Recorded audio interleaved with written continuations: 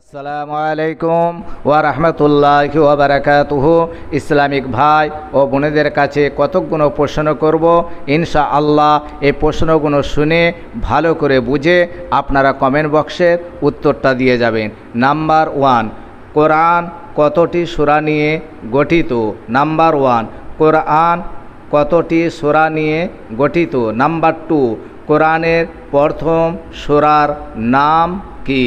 Number 3, কোরআনের শেষ সূরার নাম কি?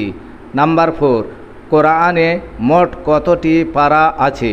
নাম্বার 4, কোরআনে মোট কতটি পারা আছে? নাম্বার 5, কোরআনে সর্ববৃহত্তম সূরার নাম কি? নাম্বার 5, কোরআনের সর্ববৃহত্তম সূরার নাম কি? নাম্বার 6, কোরআনের সবচেয়ে ছোট সূরার নাম কি? নাম্বার 7, কোরআনের কতটি আয়াত রয়েছে? নাম্বার 7, কোরআনে কতটি আয়াত আছে? নাম্বার 8, কোরআন কার উপর নাজিল হয়? আসসালামু আলাইকুম ওয়া রাহমাতুল্লাহি ওয়া বারাকাতুহু।